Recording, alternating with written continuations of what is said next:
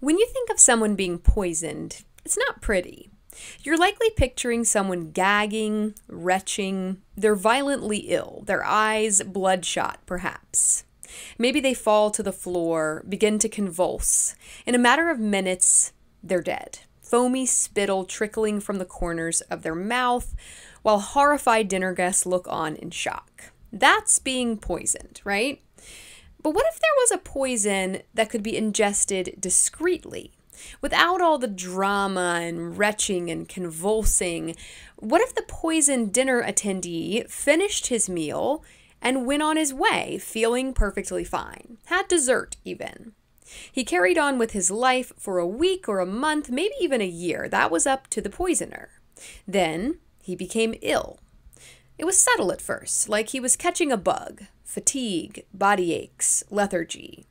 This illness progressed slowly and in a natural way to abdominal pain, vomiting, dysentery, and eventually death. Autopsies would find nothing. Doctors would claim he had died of some unknown natural illness, and his wife, now a widow, would collect her inheritance and move on with her life. This was Aqua Tofana, a tasteless, odorless, colorless, slow-acting, extremely effective poison that first appeared in Italy in the 1630s. But did you know Aqua Tofana was created by women and used by women for a very particular purpose? Let's fix that.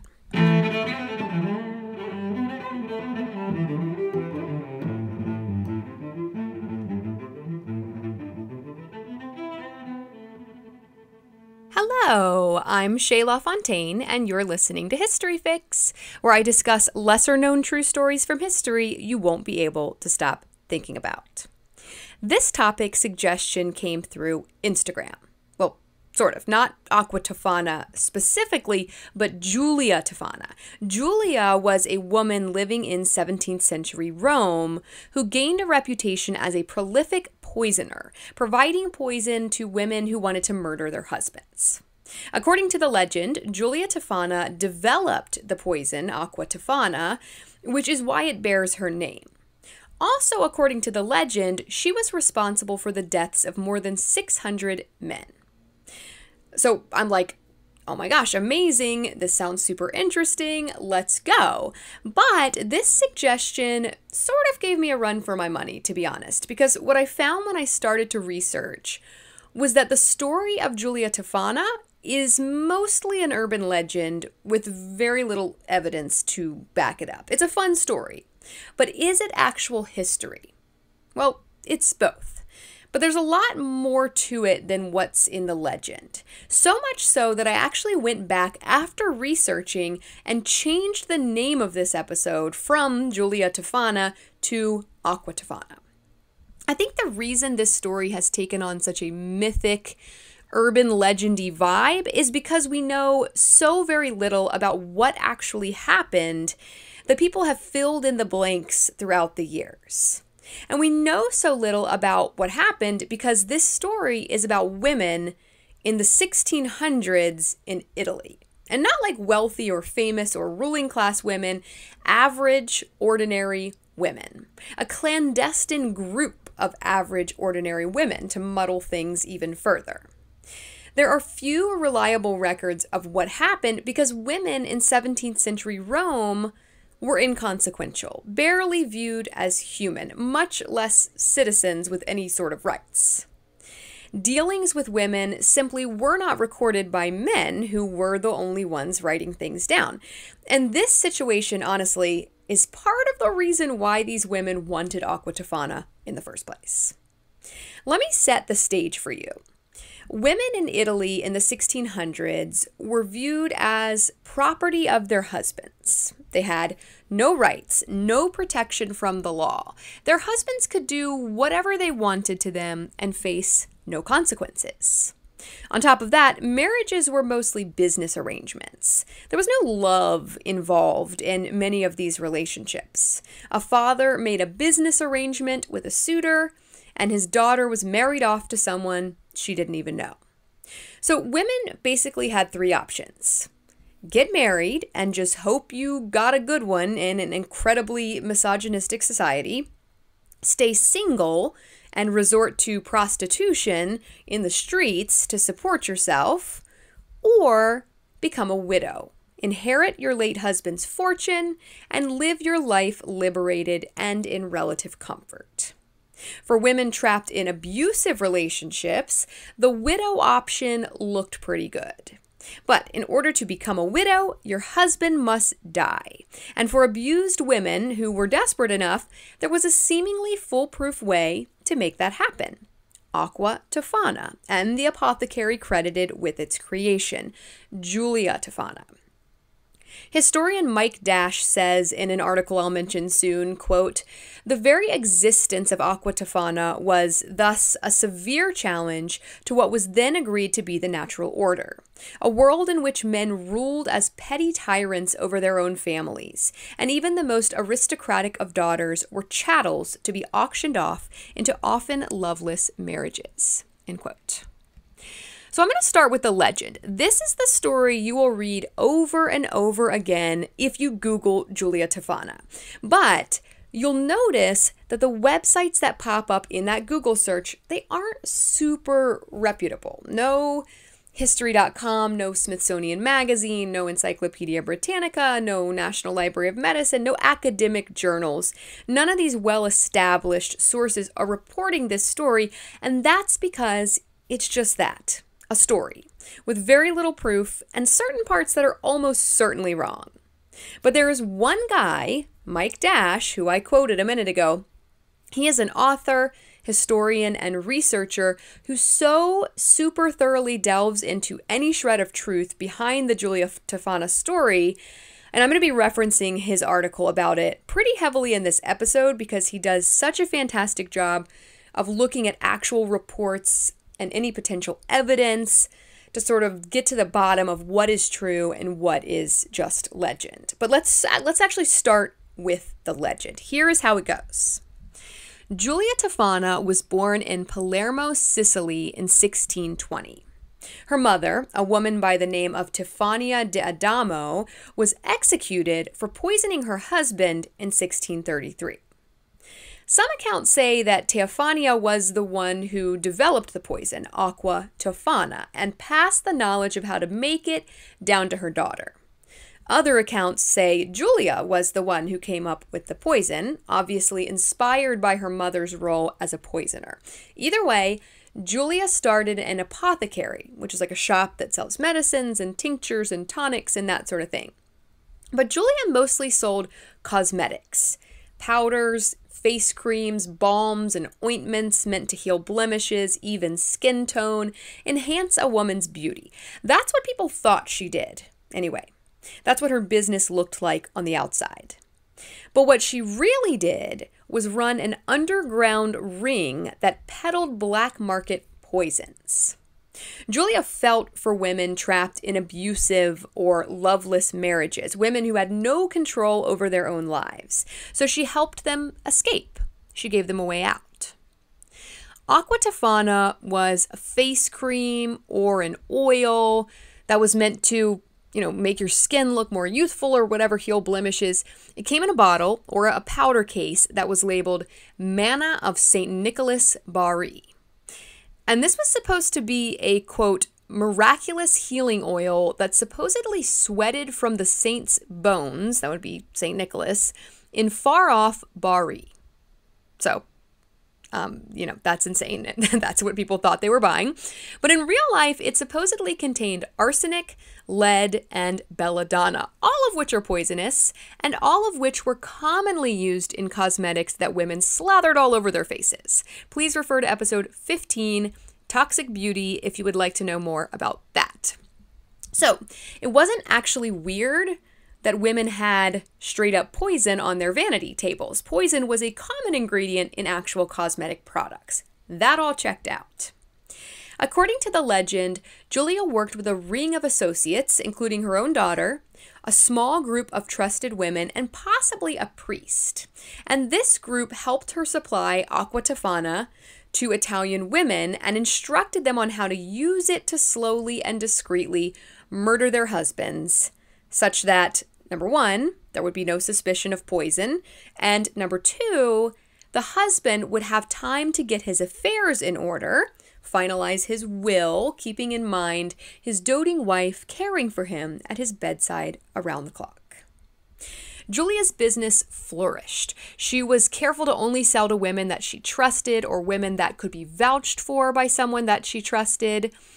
But, according to the legend, one of these women got cold feet just as she was about to administer the Aqua Tofana to murder her husband. She had mixed a few drops into his bowl of soup before serving it to him. But just before he took his first bite, she panicked and she begged him not to eat the soup. And the truth came out. She had put poison in the soup and she had gotten it from Giulia Tofana's apothecary. The husband reported Giulia to the police, but beloved by the women of Rome, she was given advanced warning of her impending arrest and was able to escape to a church where she was given sanctuary. But then a rumor began to spread that Giulia had poisoned the city's water supply. And this elevated the whole thing. This was a much bigger deal now. So the police busted into the church and they arrested Giulia. She was tortured into confessing that she had facilitated the murders of around 600 men and was executed in 1651. Some reports say by strangulation, which seems insane, considering that is an incredibly difficult and intimate way to kill someone.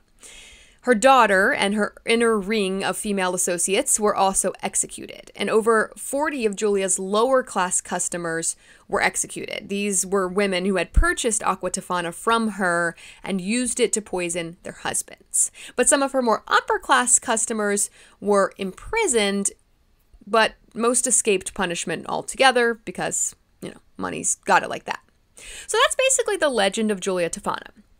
But then there's this other part of the legend that doesn't make any sense, this other legend really, that has Giulia being captured, tortured, and executed in 1709, 50 years after what the original legend reported. And yet other versions claim that she was still imprisoned in 1730, which would make her 110 years old. The whole thing reeks of urban legend. Honestly, the way it was adapted and retold by later generations who delayed the date of her execution to place her in their own time period, right? Everyone likes to adapt these urban legends so that they're still relevant in the here and now. But Mike Dash really lays this story bare in his article, Aqua Tofana, Slow Poisoning and Husband Killing in 17th Century Italy, which I have linked in the description. He does a fantastic job trying to separate the fact from the fiction, very evidence-based. He references a lot of contemporary writings and accounts of what actually happened. And he addresses a lot of the discrepancies in the story. Like why some accounts have Giulia dying in 1651 or 1659, others in 1709, and still others in 1730.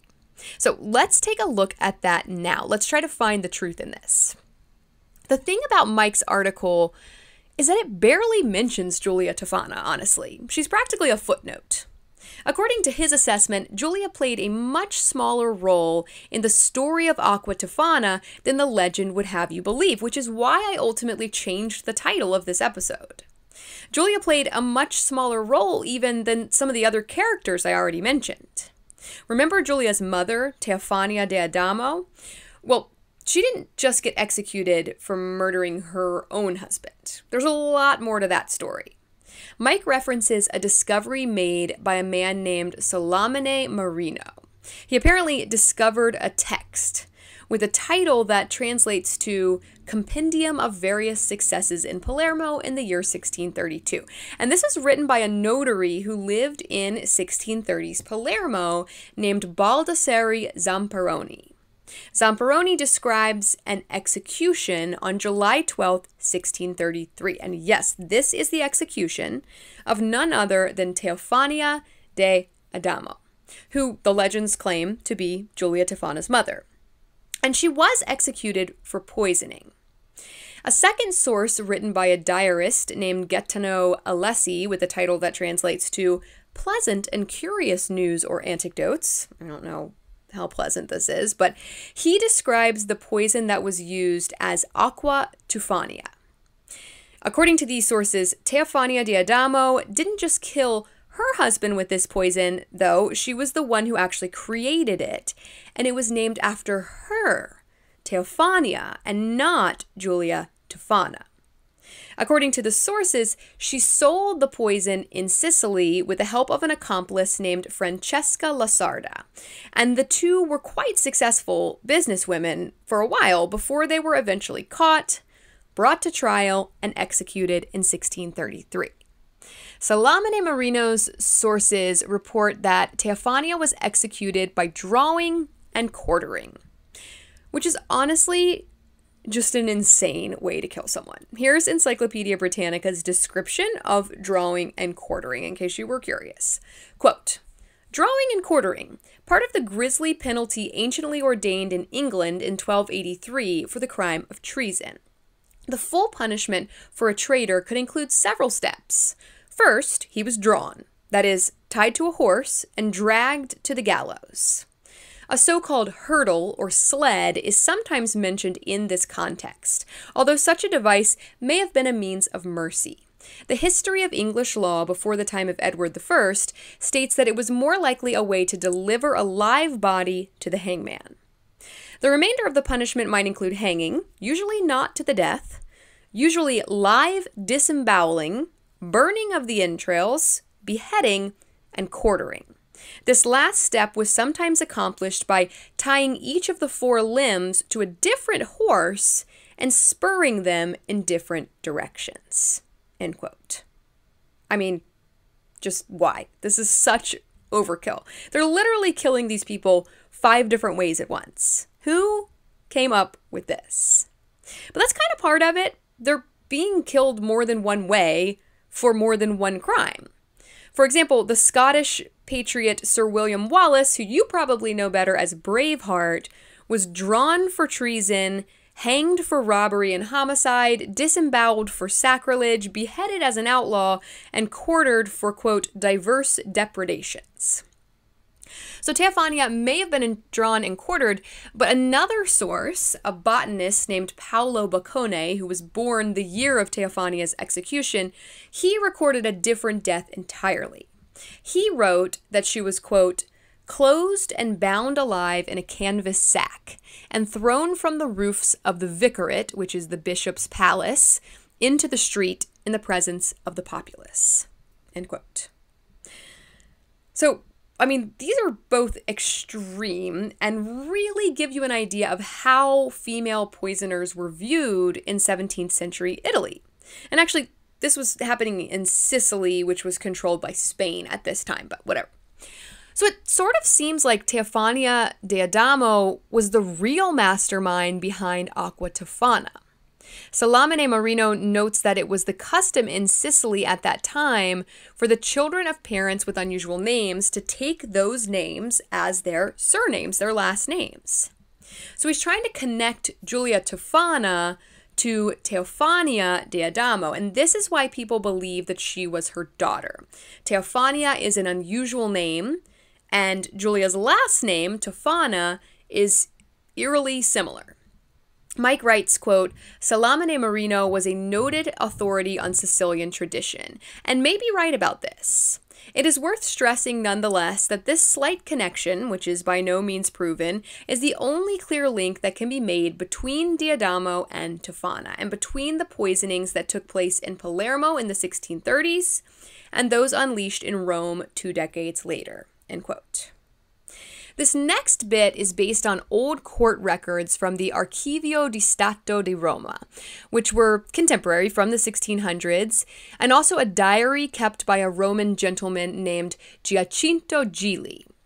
Gili writes that Giulia arrived in Rome from Palermo, which, if that is true, that, in my mind, is another link to Teofania because she was operating in Palermo before her execution. So Giulia arrives in Rome with a much younger woman named Girolama Spara. And Mike doesn't make this claim, but an allthat'sinteresting.com article about this says that Girolama Spara was Giulia's daughter. I don't know what, if anything, backs that up. Just throwing that out there. So Giulia and Girolamo Sparra show up in Rome and they recruit several new accomplices. Giovanna de Grandis and Maria Spinola, who went by the nickname Grifola, these two were both poison makers. And then Laura Crispolti and Graziosa Farina, who were saleswomen. So they've got this crew. And these are very specific names. This is elevating it, I think, from urban legend to factual account. And I'm assuming these names are coming from those court records. There was possibly someone else involved, too, that priest I mentioned. His name was Father Girolamo of St. Agnesi in Agone, which was a new church in Rome. His brother was apparently an apothecary, and he apparently supplied the arsenic to this gang of 6 women who were peddling Aqua Tofana. So Giulia Tofana was the leader for like a minute. Giovanna de Grandis confessed after they got caught that she had learned how to make the poison from Giulia. But Giulia apparently died in 1651. Mike says, quote, probably in her own bed and apparently unsuspected of any crime, end quote. And at that point, Girolamo Sparra, who may have been Giulia's daughter, took over as the leader of the poison ring. They are really keeping this in the family. Girolamo is like a 3rd-generation poison ringleader here, maybe. According to Alessandro Adamolo, who published the results of his research into Italian archives in a short book with a title that translates to The Mysteries of Aqua Tofana, Girolamo Sparra was the widow of a gentleman from Florence. And so she sold Aqua Tofana to the higher class ladies because she could move within the aristocratic circles, while Giovanna de Grandis mostly dealt with the poorer clientele. Adamolo tells us that while these women were trying to make money, this was a business, they sometimes supplied the poison for free to poor women in desperate situations because they were, quote, angered by the abuse their wretched husbands meted out to them, end quote. So before we get into how this all fell apart, let's have another look at Aqua Tofana based on these sources Mike mentions in his article. He says, quote, most accounts agree that Aqua Tofana was based on arsenic, but some state that it also contained toad flax, Spanish fly, extract of snapdragon, a solution of pennywort known as aqua cymbalaria, and even madmen's spittle, end quote.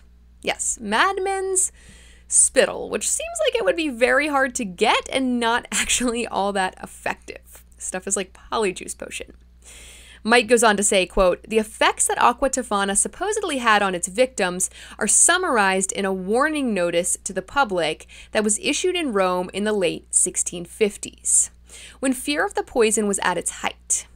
According to this document, the chief symptoms were agonizing pains in the stomach and the throat, vomiting, extreme thirst, and dysentery. All these are highly suggestive of arsenic poisoning, although Adamolo cites contemporary accounts suggesting that the poison made by Sparra and her associates also contained antimony and lead. An entry in Gili's diary mentions a 4th possible ingredient, solimato, that is corrosive sublimate, a highly toxic contemporary treatment for venereal disease, more usually known today as mercuric chloride, end quote. So this stuff was gnarly. But the thing is, we haven't been able to recreate it today. Not a poison with those subtle, slow-acting effects like Aqua Tofana was supposed to have. This is like another lost technology. This just should have been in the episode a few weeks ago. Mike writes, quote, there's a 3rd great puzzle, though, the hardest one of all to credit. For while every account of Aqua Tofana stresses its unmatched potency, both the strength and certainty of the poison and its devilish elusiveness are impossible to replicate today. The elixir was supposed to be one of the slow poisons much feared in the 17th century, which were so gradual in their operation as to make the victim appear as if dying from a decay of nature. Yet the known potions of that period lacked the qualities ascribed to the Tofana poison. They were less reliable, more readily detected, and produced far more violent symptoms than Aqua Tofana was generally reputed to. All this leaves us with a problem. Might a group of poorly educated poison makers have somehow stumbled upon a secret formula? Or is it safer to conclude that the tales told of Tofana are at best greatly exaggerated and perhaps nothing but the product of contemporary hysteria and later tall tale telling? End quote. I think it was the madman spittle. That's what elevated it. No, I don't know. Anyway, Giovanna de Grandis eventually gave a detailed account of one of these poisonings that they were responsible for when she was later interrogated by police. This was the death of a fairly well-known guy named Francesco Cesi. He was a duke, and his father was a prominent scientist who was friends with Galileo, and Francesco was also the nephew of the future pope. So dude's kind of a big deal. And he died. And everyone was just like, oh, well, I guess he got sick and he died, because that was happening, just like all the time. There were no antibiotics. Life expectancy was low. People just died a lot, like all the time. So no one suspected that Francesco's death was anything but natural until Giovanna de Grandis spilled the tea on his wife. Francesco was married to a girl. I don't know that I would call her a woman, considering she was 13 when they got married. She was also from a powerful family, and her name was Maria Aldobrandini. So when they got married, he was like in his mid-40s and she was 13, which I just have no words. That's insane that was like socially acceptable. Just no words. Maria was described in a contemporary survey of the women of Rome as, quote, young and beautiful, courted by many, her beauty only slightly dimmed by smallpox scars. Which, like, what is this survey of women thing? This is, like, super icky to me, but whatever. So Maria's, like, this young, beautiful girl forcibly married to this gross old man.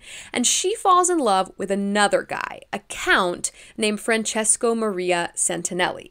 So she wants out of her marriage. Her husband's health is already failing. She wants to speed things along so she can get with this other younger Francesco guy, the hot one, right? She gets in contact with the lady's poison ring through the shady priest, and he convinces Giovanna de Grandis to supply her with a bottle of Aqua Tofana. Within a day or two, her husband, the Duke, was dead.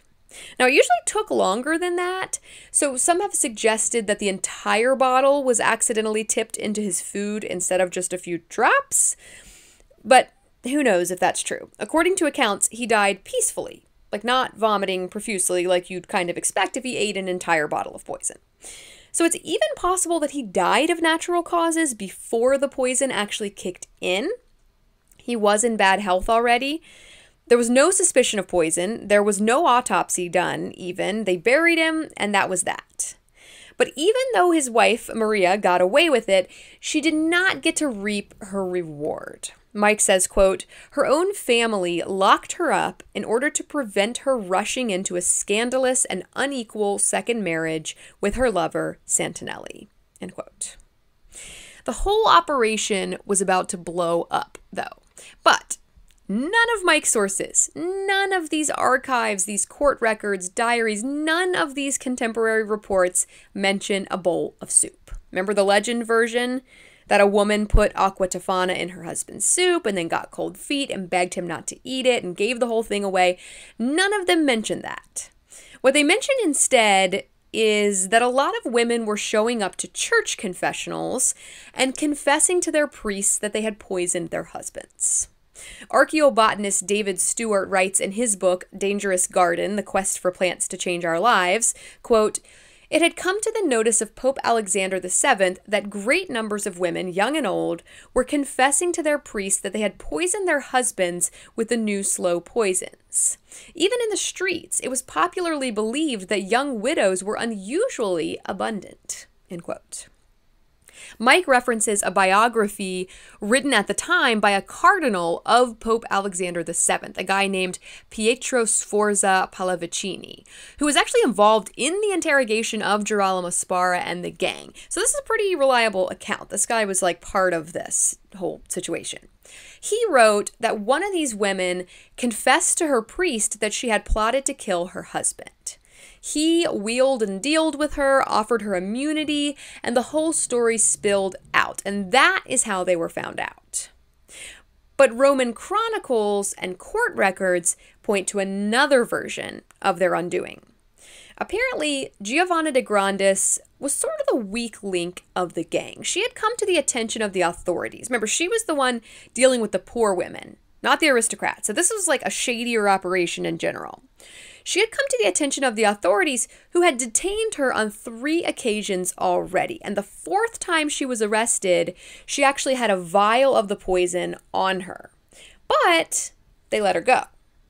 Instead, they set up a sting operation, assuming that she wasn't acting alone. They wanted to catch the whole gang. So they let her go, and then they planted a woman acting as an aristocrat who wanted to get out of an abusive relationship. She secured a bottle of Aqua Tofana. The police officers jumped out from behind a curtain, and the jig was up. The gang was rounded up and arrested. There is a trial, which was recorded in bits and pieces in the Roman archives. Mike says, quote, "The main members of the gang were rapidly convicted, and although the details of the sentences are missing from the record, we know that on July 6, 1659, Spara herself, De Grandis, Maria Spinola, Lara Crispolti, and Graziosa Farina were all hanged in the Campo di Fiori in the presence of an unusually large crowd." End quote. Please note, Giulia Tofana, the main character of the urban legend version, isn't even part of this story anymore. She's been dead for 8 years. I told you, it's the secondary characters that really shine here. Mike goes on, quote, 46 of the gang's customers were subsequently immured for life. Most, if not all, of the women convicted in this way were surely de Grandis low-class clients, end quote. And I had to look up what immured for life meant. According to Wikipedia, it's, quote, a form of imprisonment, usually until death, in which someone is placed into an enclosed space without exits, end quote. So just kind of wrap your head around that one for a minute. Maria Aldobrandini was never charged, even though Giovanna de Grandis offered a full confession of how she had murdered her husband, the Duke. I mean, being rich really does get you off the hook in most cases. It's ridiculous. The priest, Father Girolamo, was also never charged or even mentioned in the court records. Mike says, quote, "It is uncertain whether he was dead by this point or was spirited away by the church authorities. Either way, he was never interrogated and did not stand trial," end quote. Being a man also gets you off the hook, apparently. So that kind of seems like the end of the story, right? Spara and her gang of poisoners were convicted and executed, minus the only man, of course. But the story weirdly doesn't stop there, because Giulia Tofana, who was like barely even in the story, crops back up in Naples in 1709 and then again in 1730.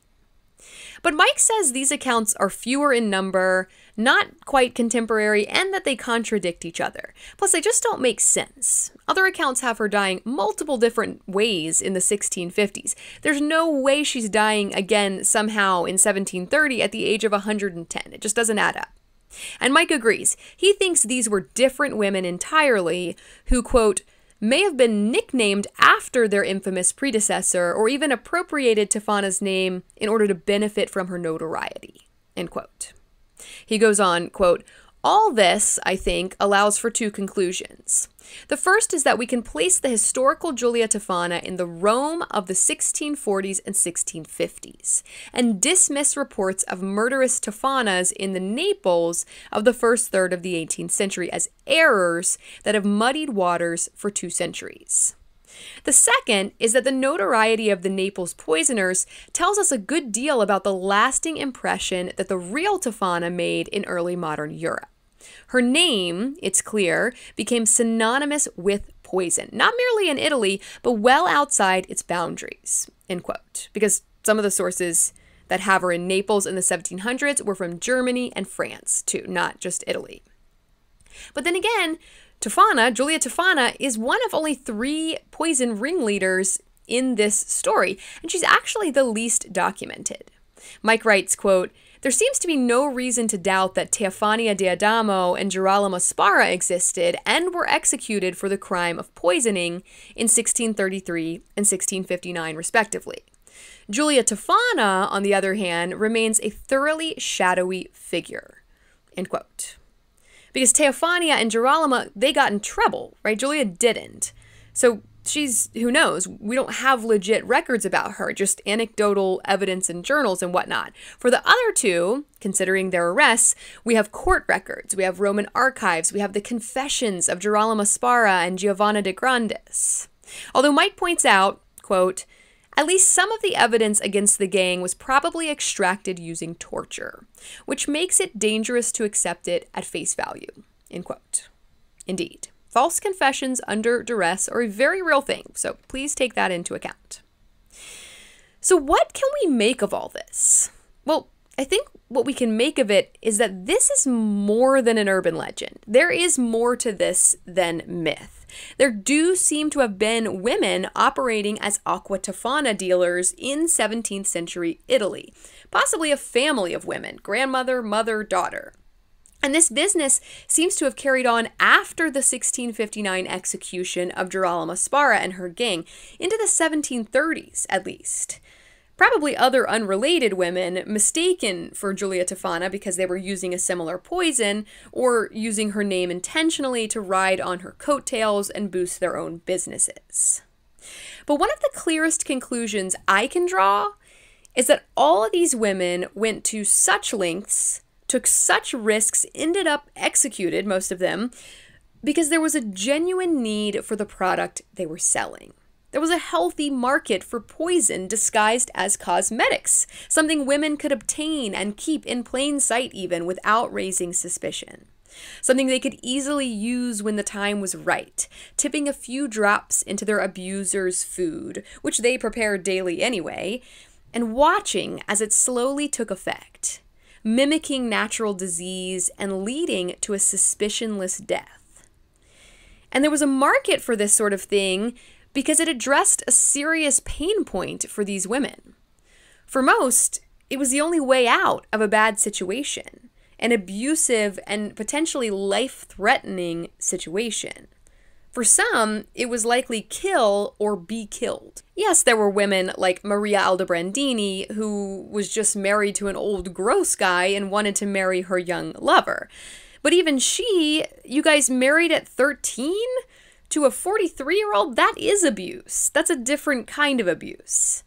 And there were women who just wanted freedom, who wanted to make their own decisions and have some kind of agency, control over their own lives and their own bodies. Because a wife in 17th century Rome was property, not a person. They were completely at the mercy of their husbands and received little to no protection from the law. They were practically enslaved by their husbands. The word enslave is defined as, quote, to cause someone to lose their freedom of choice or action. Convince me they weren't enslaved. Aqua Tofana came about because society in 16th century Italy was fundamentally flawed. The patriarchy was raging out of control, men were all powerful and completely unchecked, and Aqua Tofana was the only thing taking them down a notch, the only weapon women could wield in the invisible battle for their lives and liberty. And that, I think, and Mike agrees, is why Aqua Tofana was given this sort of mythic, almost magical quality. Mike says, quote, certainly there is nothing in the surviving record to show that Diadamo, Tofana herself, or Sparra had any special expertise with poisons. And so little was understood in those days about the ways that potions worked that it is hard to believe that any of them could have stumbled across secrets that remain elusive to this day. One plausible resolution of these problems is that the manna of St. Nicholas, hawked by the gang, was merely an ordinary arsenic poison, no more special or refined than any of the others sold in this period, and that the authorities' willingness to believe in an Aqua Tofana possessed of almost supernatural powers was the product of fear. Specifically, the fear that any ruling class feels when it finds itself suddenly vulnerable to the machinations of the poor. End quote. And I would add to that the fear that any class feels when it finds itself suddenly vulnerable to the machinations of women. Because that's what's really going on here. This wasn't just the poor. Rich women were poisoning their husbands too. Women were wielding power over their husbands in the only way they could, and that was terrifying for these men. They finally had a taste of what it was like to be at the mercy of someone else, someone who lives in your house, sleeps in your bed. And the reason Mike says machinations of the poor and not machinations of women, I think, and it's not his fault, it's because he's a man and he has no perspective on the matter. He can't possibly. Because the thing is, as free and equal as we like to think of ourselves today, men and women, there is, first of all, a long line of oppression and gender discrimination going back to ancient times, still affecting the present, but also there's a biological, physical discrepancy. Men, for the most part, are physically stronger than women and more prone to resort to physical violence. They are. It's biology. It's muscles and hormones, testosterone. They have built-in weapons for physical violence that women do not have. And women have always been, and still are, very much at their mercy because of that. Aqua Tofana terrified men because their weapons were no use against it. Because it meant that the meek, obedient, docile creature they kept under their control actually had a way to fight back. And they were not used to that. But when you force someone into a desperate situation, can you really be all that surprised when they resort to desperate measures?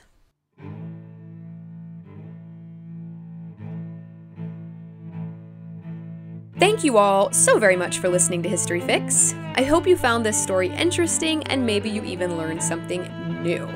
If you yourself are in an abusive relationship like the women in this story, please do not poison your partner. No, but really, there is help available. In the United States, you can call the National Domestic Violence Hotline at 800-799-7233 or text BEGIN to 88788. There is always a way out. Be sure to follow my Instagram at HistoryFixPodcast to see some images that go along with this episode and to stay on top of new episodes as they drop. And I'd also really appreciate it if you would rate and follow History Fix on whatever app you're using to listen, and help me spread the word by telling a few friends about it. Also, join the Patreon for exclusive bonus content, plus all the regular weekly episodes early and ad-free. I have a fun one coming out on Wednesday called Poisoned or Not Poisoned, where I take a look at suspected historical poisonings like that of the famous composer Wolfgang Amadeus Mozart, who was convinced before his death that he was being poisoned with something very like Aqua Tofana. That $5 a month, 16 cents a day, that'll make it much easier to get your next fix. Information used in this episode was sourced from mike-history.com, Sci-Fi, National Center for Domestic Violence, allthat'sinteresting.com, TBS News, Encyclopedia Britannica, and Wikipedia. As always, links to these sources can be found in the show notes.